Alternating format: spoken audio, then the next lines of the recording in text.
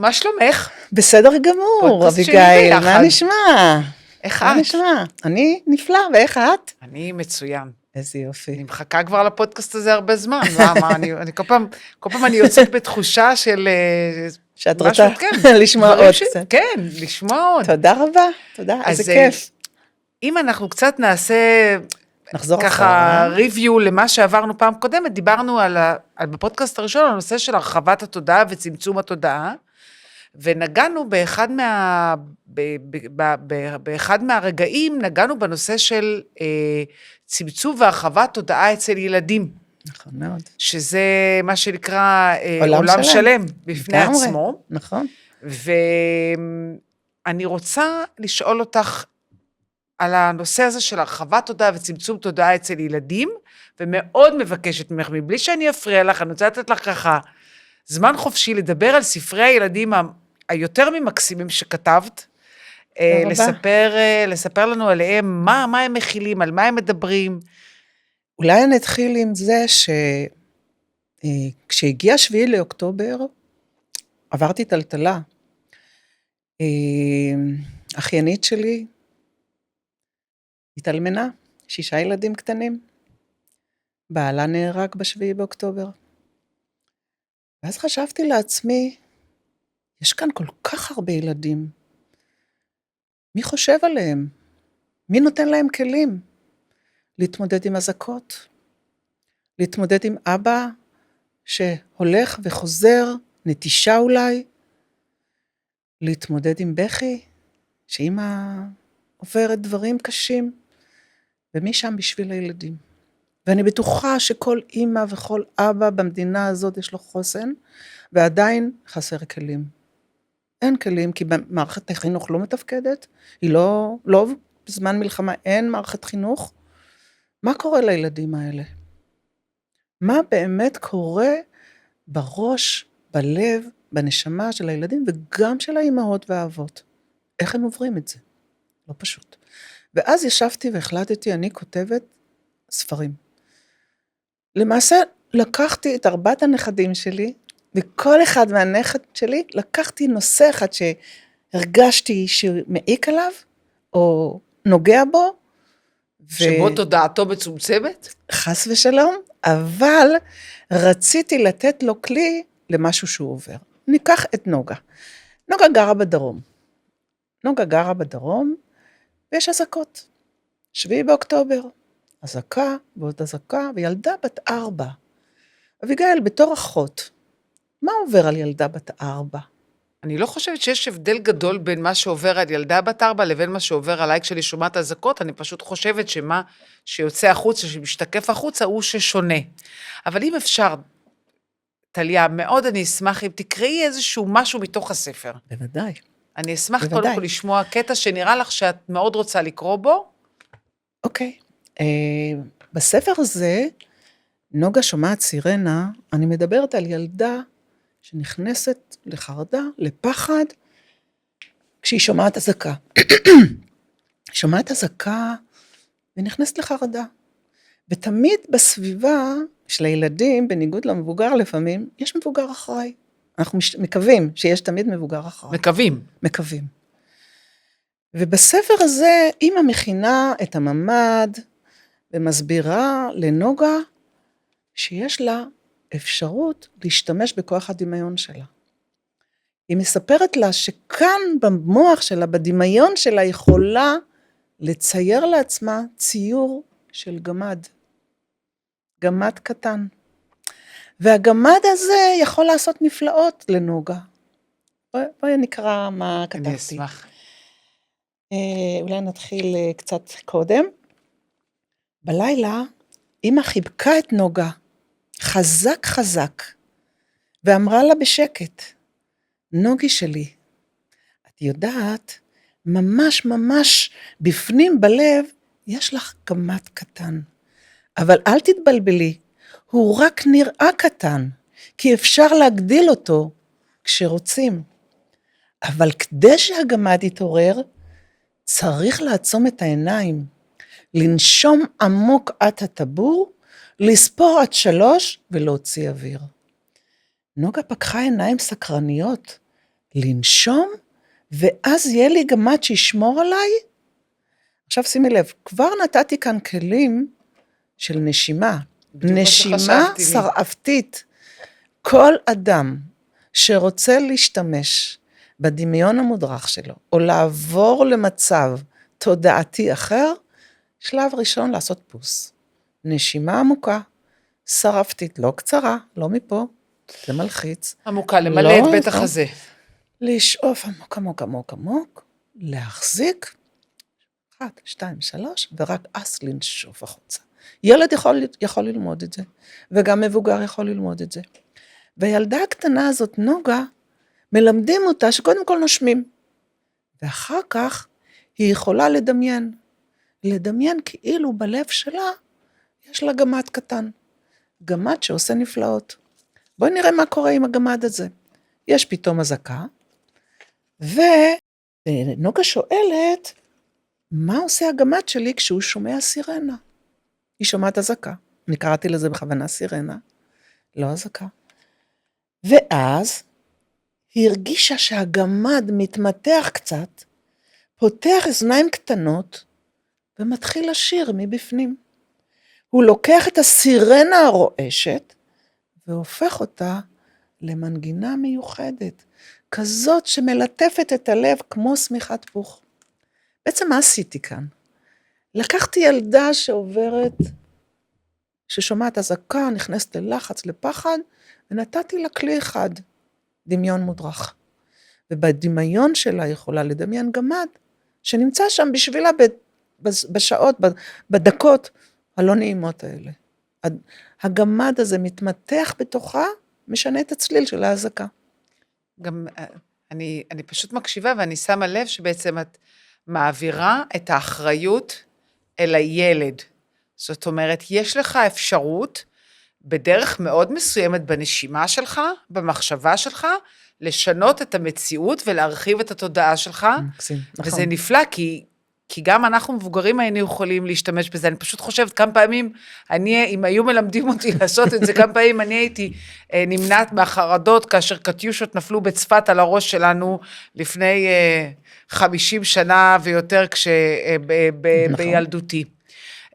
זה מדהים. כפי שאמרתי באמת קודם, מערכת החינוך לא מכניסה את הכלים, לפחות לא ידוע לי, אני הייתי במערכת החינוך, ניהלתי בית ספר שנים, אני לא זוכרת שיש כזה דבר בכלל לתת לילד כלי, להשתמש במוח, בתודעה, בתת מודע. התת מודע שולט בנו, לפי המחקרים, בין 95 ל-99%. וואו. המודע כולה 1%. עכשיו תחשבים, היינו מלמדים ילדים להשתמש בתת מודע שלהם.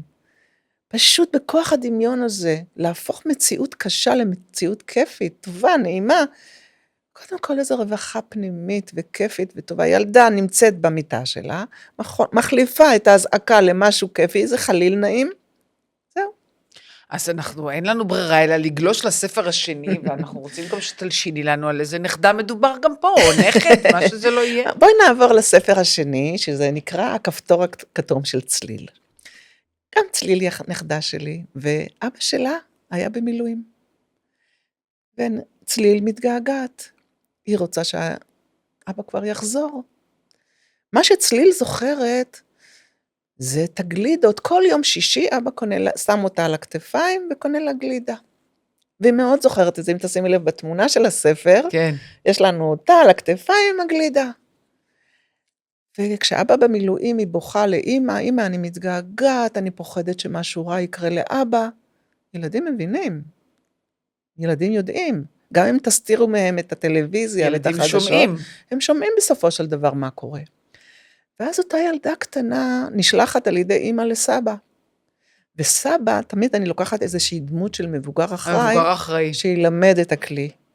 וסבא מלמד אותה על כפתור כתום, שיש לה בלב, אני קצת אקרא. אני רוצה שתקראי מכל ספר קצת. צליל התיישבה ליד סבא גבריאל, והדמעות שוב הציפו את עיניה. אני פוחדת לפעמים, היא לחשה, שהוא לא יחזור, שישכח אותי, או שיקרה לו משהו רע.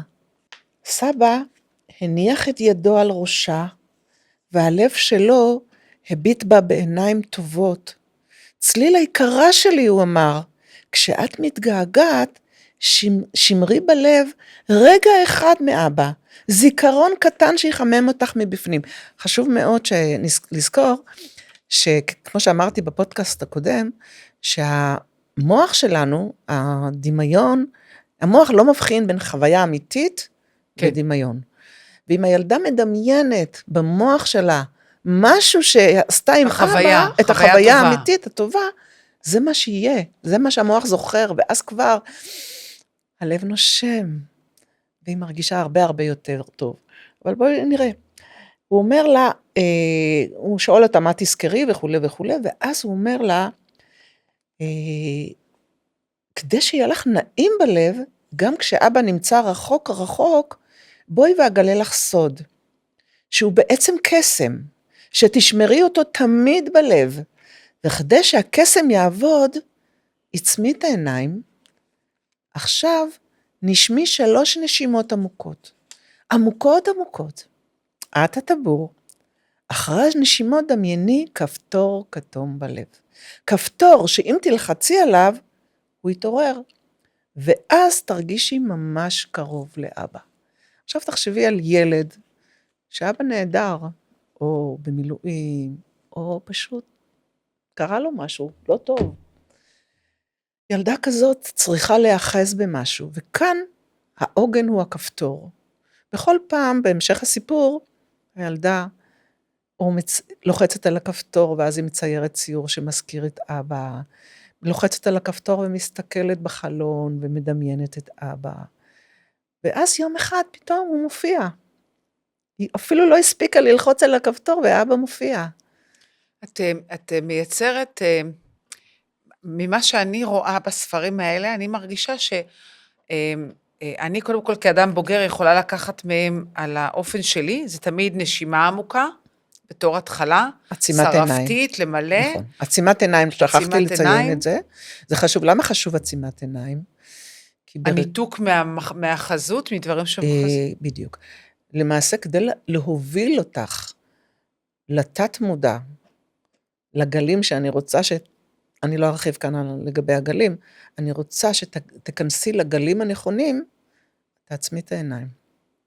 עצימת העיניים ישר מעבירה אותך, וגם מייצרת הבחנה בין המודע לתת מודע.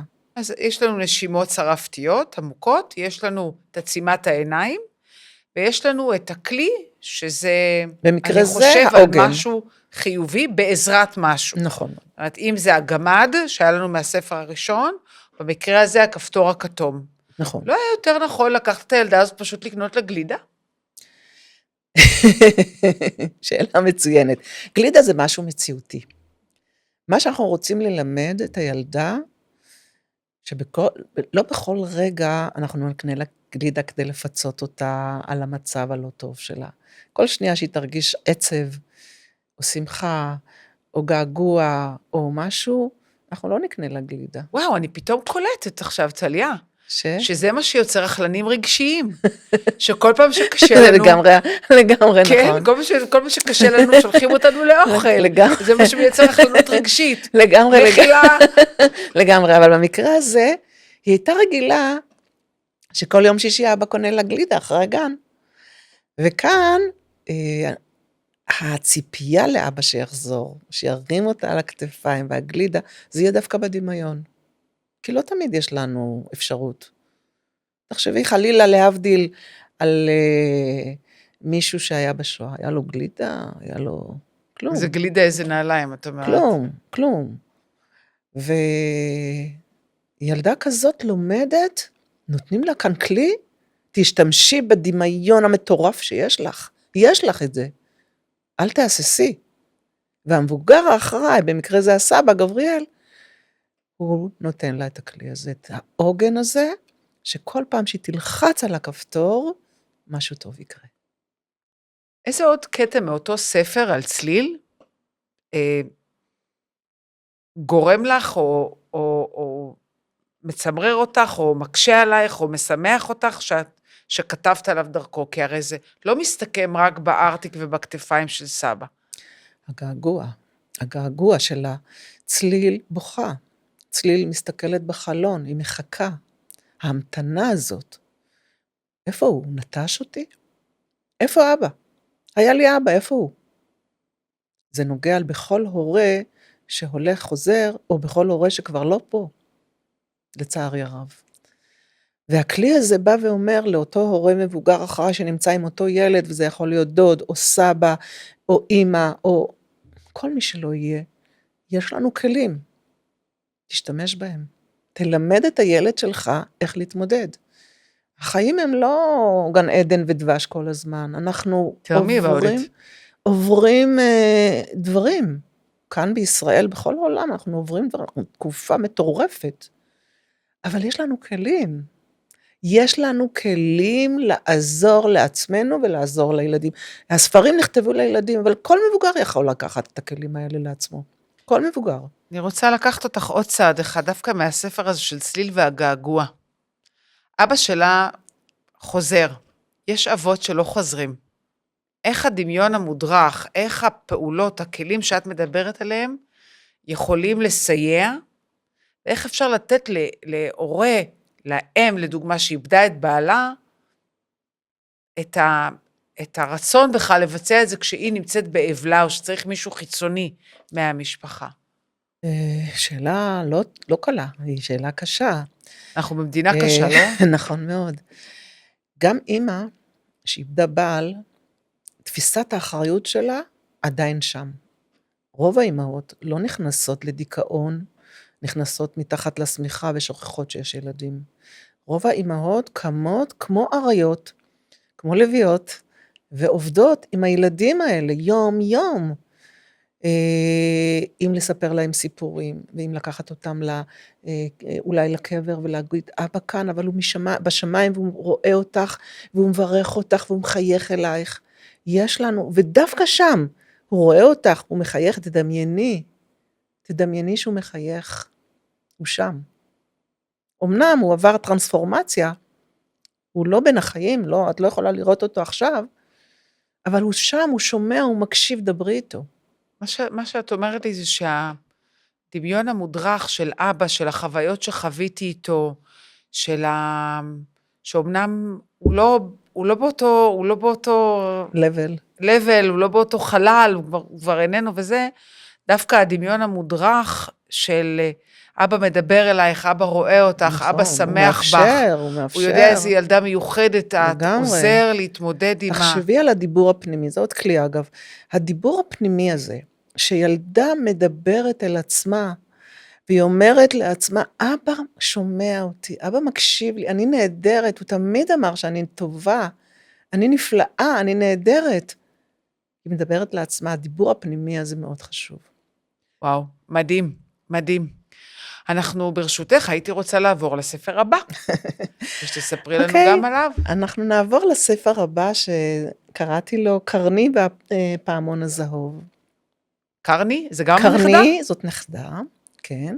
קרני זאת נכדה, וכאן הבאתי סיפור על ילדים שחווים חוויות של לא נעים, של לפעמים נידוי, שלפעמים חברה סתום דוחפת אותך, חברה הכי טובה שלך פתאום דוחפת אותך, ופתאום יש ילדים שאין להם את הכלים ואת הכוחות לדעת איך להתמודד עם זה. לא יודעים. וכאן לקחתי סיפור על קרני, שיש לה חברה מאוד טובה, ולמעשה מה שהיא עושה, כבר מההתחלה, היא נכנסת לחרדות, היא בקושי נושמת. היא לא יודעת לנשום, לא לימדו אותה מה זה לנשום, לא לימדו אותה כלים. איך מתווכים את הסיפור הזה של ילדה מכה אותך, מה את עושה עם זה? אני לא רוצה להגיד מה אני עושה. מה את עושה? אם מישהו מכה אותי? כן. אם מישהו היה מכה את ילדיי? כן. אני חושבת שאני הייתי אימא פושטקית, אפשר להגיד. אז אם היו מכים את ילדיי או מאיימים עליהם, אני איימתי על הילדים האלה בחזרה. אני הייתי אימת היישוב שגרתי פה בשומרון, הייתי אימת היישוב. לא יכולתי לשאת שנוגעים בילדיי. זה היה מוציא ממני את הלוויה, כן. שאגות. זה רק שלא יגוע. עכשיו, יש אימהות שלא ילמדו כך את הילדים, אלא יגידו, תדברי איתה, תספרי למורה, כל מיני סיפורים מהסוג הזה. יש הורים באמת באים ואומרים, אני הולכת לדבר עם הגורם המחנך. ויש הורים שצועקים על הילדים האחרים. ויש הורים שבאים ומלמדים כלים. וזה מה שאני רוצה לעשות כאן בספר הזה, לתת כלים לילד, איך מתמודדים, כי לפעמים את תצעקי, לפעמים הילד לא יספר לך אפילו שהכו אותו.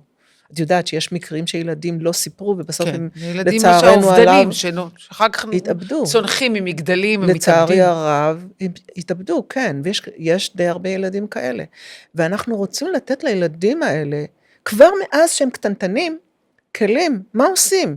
ילד דחף אותך, הכניס לך מכות, את כל כך חיכית, אירחת אותה בבית, את החברה הכי טובה שלך, עשית כל מיני דברים איתה, הייתם ביחד, שיחקתם בובות, אני לא יודעת מה, ופתאום אותה ילדה, משהו קורה לה, מפרשת משהו לא טוב, ודוחפת אותך.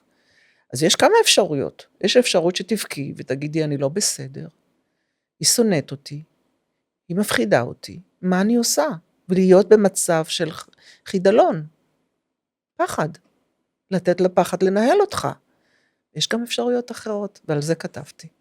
אני אתייחס, באמת אני אקרא רק את בהתחלה, שנראה מה קורה לאותה ילדה במצב הזה. לקרני בראש, אני כבר מכניסה את הכלי, לקרני יש בראש שני פעמונים, אחד שחור, שמתעורר כשהיא פוחדת, כועסת, עצובה או לבד, הוא מצלצל בקול חזק ולפעמים צורח, לא רואים אותי, אני מבוהלת, אמא שכחה שאני מפחדת, אבל יש גם פעמון זהוב, הוא שקט, רך ועדין, הוא מתעורר כשנותנים לו מקום בנשימה, בשקט, באהבה. בעצם זה הכלי. מה הכלי? יש לנו כאן שני פעמונים בראש, וזה אמיתי, יש לנו שני פעמונים בראש. אנחנו לא נקרא לזה פעמונים, נקרא לזה מחשבות, כאן קראתי לזה פעמונים. פעמון אחד צועק, ופעמון אחד מרגיע. עכשיו, אם ניתן לפעמון שצועק מקום, מה יקרה? הוא יעצים על כל דבר אחר. כדי שנעצים ילדים, ניתן להם כוח, ניתן להם יכולות, אנחנו חייבים להגיד לו, ללמד אותו, להשתמש בפעמון הזהוב. כי זה הרחבת התודעה אצל ילדים. ככל שתשתמשי יותר במחשבות חיוביות, יהיה לך יותר קל בחיים. אני רוצה שתתקדמי עם הפעמון, אני רוצה לדעת איך הופכים את זה לכלי, מישהו יקע אותי, אני רוצה לדעת איך להתמודד עם זה. בבוקר רגיל אחד, כשקרני ניסתה לקשור את השרוך של הנעל, פתאום הגיעה מחשבה, קודם בבטן, כמו פרחים קוצניים, אחר כך בגרון, כמו כדור תקוע, ולבסוף בלב, דפיקות חזקות חזקות, בלי אוויר, והמוח המשיך לזעוק, אני מבוהלת. חרדה, התקף חרדה, אני מתארת פה התקף חרדה אצל ילד. היא ניסתה לקרוא לאמא, אבל הקול שלה לא יצא. היא התיישבה בפינה, חיבקה את עצמה, וניסתה פשוט להיעלם. בעצם יש לנו כאן תיאור של התקף חרדה, כמו שאת אומרת. הילדה לא יודעת מה לעשות, מתכנסת בתוך עצמה, עכשיו שימי לב לתנועה, ההתכנסות פנימה, ככה, אתה מכווץ את עצמך, רוצה להיעלם. רוצה להיעלם, כשאתה בטוח, הכתפיים נפתחות, אתה ברווחה, בהתרחבות, אבל כאן זה התכנסות, זה צמצום, בדיוק, צמצום התודעה. ואז בערב סבתא מיכל באה לבקר, היא תמיד מביאה תה מתוק, צעיף רך וסיפור ישן מהלב. את יודעת קרני, לחשה, בתוך כל ראש יש שני פעמונים, אחד שחור שאומר מתי קשה, ואחד זהוב שמזכיר לנו שיש גם דרך החוצה. ובעצם אני מדלקת, אבל בסוף כשאותה חברה מכה אותה, קרני מוצאת את הדרך לנשום נשימות עמוקות, אני אקרא רק את הקטע הקצר הזה, קרני נזכרה, הנה שימי לב, יש כאן את התמונה של דניאלה, חברה טובה, מרביצה לקרני, וכאן קרני נזכרת במה שסבתא לימדה אותה, 3 נשימות, שוב את חוזרת, אנחנו חוזרים על אותו מוטיב, 3 נשימות, רק 3, היא עצמה עיניים, נשמה נשימה עמוקה, ועוד אחת, ועוד אחת, ובתוך הראש צלצול אחר החל להישמע. הפעמון הזהוב אמר בשקט, אני בסדר. אמנם אני פגועה, אבל זה לא אומר שאני פחות טובה. יש לי קול, אני יכולה להשתמש בו, אני יכולה להירגע. ויותר מאוחר אני גם נותנת לה כלים איך לדבר עם דניאלה. לחברה. כי זה היה חסר לי מאוד, כי לא דיברת עליו. בהמשך באמת. אוקיי, חטפה מכות. היא הולכת לחברה. היא נושמת. מה היא אומרת לחברה הזאת? היא כי הייתי מפרק את המכות, כן? אבל זאת אני. היא פוגשת את החברה למחרת, והיא אומרת לה, היא מספרת לה, מה שאת עשית לי, זה לא היה לי נעים, פעם הבאה שתעשי לי דבר כזה, אני במשך 2 או 3, כל אחד, אני לא אדבר איתך. עכשיו, היא חברה טובה. והפעילה לך סנקציות. כן, היא הייתה חברה טובה שלה. עכשיו, אם היא תיעלם לה, גם לה לא יהיה חברה. או שכן או שלא. אולי היא תלך לאחרים, אבל קרנית צריכה לדעת, או כל ילד צריך לדעת, יש כלים. לא תמיד האלימות היא הפתרון. קודם כל השיח, ולא לפחד. אני טובה, אני בסדר, אני נהדרת. קודם כל להגיד לעצמי, אני נהדרת. אני מסוגלת להתמודד עם המצב הזה. זה לא מצב שאני צריכה לברוח ולהיעלם מתחת לשמיכה, לא, לא, לא, לא, לא, ממש לא. אני יכולה לספר למבוגר האחראי, אני יכולה להגיד לעצמי שאני נהדרת. וכל ילד יש לו דברים נהדרים. אין ילד שאין בו. ואנחנו המבוגרים צריכים לחזק אצל הילדים את הדברים הנהדרים. אגב, ריצ'רד לבו, אחד החוקרים שהתעסק בחינוך, בא ואמר דבר מאוד חשוב, אם אתה רוצה להוציא ילד למקום טוב, תעצים אותו כל היום, בלי ביקורת. כל היום תגיד לו כמה הוא נהדר וכמה הוא מיוחד וכמה הוא זה. ככל שתעצים אותו, ידע יותר טוב להתמודד. יותר נכון להתמודד. קשה לי עם האמירה הזאת. כי? משום שאני... קשה לי עם זה שרק כל הזמן אומרים לילד כמה הוא טוב, ובעצם כאילו, אולי אני מבינה את זה, מפרשת את זה לא נכון, הילד בעצם לא מקבל ביקורת על מעשים שהם לא בסדר. אוקיי. ביקורת, מה היא עושה לילד? אם את תבואי תגידי לילד, עוד פעם הצעצועים האלה מפוזרים, תאסוף אותם מיד, מה יקרה? אצלי הם אספו. ויש מקרים שלא, שצפצפו. לא היה כאלה מקרים אצלי, אבל אני אימא קשוחה, אבל זה משהו אחר. יש אפשרות שנייה, לבוא ולהגיד, שיחקת, פיזרת, בוא ביחד, אני אעזור לך, תאסוף את הכלים האלה, את הצעצועים, זה שלך. ואם לא, פעם הבאה אנחנו נעלים אותם. לא יהיה לך צעצועים, כי אתה לא יודע לאסוף. זאת לא ביקורת, זה כלי. אתה משחק, נהדר. יש תוצאות למעשים שלך. אתה משחק, בוא נלמד לאסוף. ואני כאן כדי לעזור לך ללמוד לאסוף. אבל אם אתה לא תאסוף אותם, פעם הבאה המשחק הזה לא יהיה פה. לא יהיה, מותר. זה כבר כלים חינוכיים, אנחנו נכון. הכנסנו פה 2 נושאים. נכון, כן, לגמרי. אבל אי אפשר שלא. לגמרי. אי אפשר שלא. אני אשמח לגוע בספר הרביעי. בהחלט. המפתח של ניתאי. ניתאי גם נכד? נכד. הנכד הכי קטן שלי. בן כמה ניתאי? בן 4. ניתאי לא אוהב לאכול. לא אוהב לאכול. הוא גם לא אוהב לנסות אוכל. כל דבר הוא אומר לא. פיקי איטר. לגמרי. כל דבר הוא אומר לא. הוא אומר לא לאמא, לא לאבא, לא לסבתא, לאף אחד. הוא לא מוכן לאכול. הוא מאוד רזה וקטן. ואנחנו רוצים שיתפתח ויגדל. אז מה שיש כאן בספר הזה, זה הקשבה לגוף. הקשבה לבטן. הבטן זה חלק מהגוף שלנו, שצריך להקשיב לו. כמו שאנחנו צריכים להקשיב לכל איבר בגוף שלנו, ולהגיד תודה שיש לנו אותו. אז אנחנו מלמדים ילד, תקשיב לבטן. אתה לא יודע ולא מרגיש שאתה רעב, זה בסדר. אבל אני המבוגר האחראי, אני יודעת שאתה רעב. וכאן, גם כאן, סבתא נותנת לו 2 מפתחות. מפתח אחד, לפתוח את הבטן, כשצריך לאכול, כי הוא לא רעב, הוא לא מרגיש רעב. יש ילדים שלא מרגישים רעב. ומפתח שני, כשצריך לסגור. כי יש ילדים שאוכלים ואוכלים ואוכלים, וגם שם הם לא יודעים לסגור. לא רק ילדים, גם מבוגרים, שאוכלים ולא סוגרים. אז בדמיון של הילד הזה, סבתא מלמדת אותו על 2 מפתחות שנמצאים בבטן. אחד, שפותחים את הבטן, ואז כשפותחים צריך לנסות. גזר, שניצל, פתיתים, אורז, מלפפון, עגבניה, כל מה שצריך. והשני, סוגרים. אני יכולה לספר לך שהנכד שלי כבר משתמש כמעט בכל אוכל, הוא אוכל יפה מאוד, והוא כבר יודע בעל פה גם את הספר.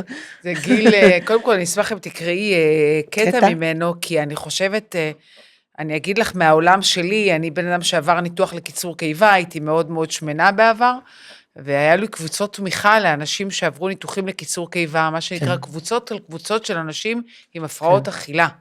כן. ואני יכולה להגיד לך, מניסיון, כמו שלך יש ניסיון בטיפול בזוגות, יש לי ניסיון בטיפול בהשמנה, ואני יכולה להגיד לך שזה אחד הרעות החולות הכי קשות שיש לעולם המערבי, ואני חושבת שהספר הזה, מהסוג הזה, צריך להופיע עוד לפני שהילד הופך להיות פיקי איטה.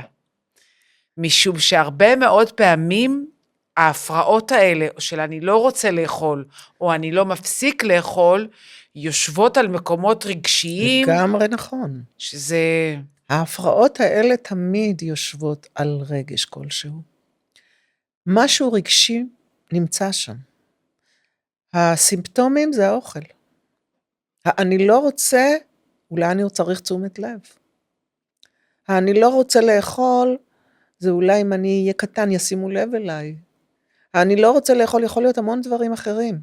המון דברים אחרים. כל ילד יש לו את הדברים שלו. ואנחנו כהורים צריכים לשים לב, אם הילד כן מקבל תשומת לב, וכן הכל בסדר, אז משהו שם יושב, ואנחנו צריכים לבדוק מה יושב שם. הגאונות שבספר הזה, הגאונות, איך שאני רואה אותה, כאחת ששנים עסקה בנושא של הפרעות אכילה, היא שאתה מעביר את האחריות לילד עצמו. אתה פותח, אתה סוגר. לא אני מכריחה אותך, תאכל שניצל או תאכל גזר. אתה בוחר, ברגע שהאחריות עוברת לילד, אתה בעצם, זה כמו שאתה מנפץ את הבועה של המניפולציה על האוכל, ואתה מאפשר לו לבחור את זה, ולכן זה גאוני בעיניי. לגמרי, יש כאן, קודם כל תודה רבה, יש כאן באמת, ההורים מנסים לקנות לו מתנות, שהוא יוכל לפצות אותו, לרצות אותו. לטפל במניפולציה עם מניפולציה. מניפולציה על מניפולציה על מניפולציה, ובעצם זה לא נכון לעשות את זה. מה שצריך כן לעשות, זה לתת כלים לילד, להבין, וואלה, אני יכול בכוחות עצמי להתמודד עם הקושי שיש לי. אני אקרא קטע קצר. אני אשמח. ניתאי אף פעם לא רעב, לא בשר, לא אורז, לא קציצות, לא בננה, לא עגבנייה ולא מלפפון. הבטן שלו אפילו לא מקרקרת, היא לא מאירה אותו, לא מבקשת כלום.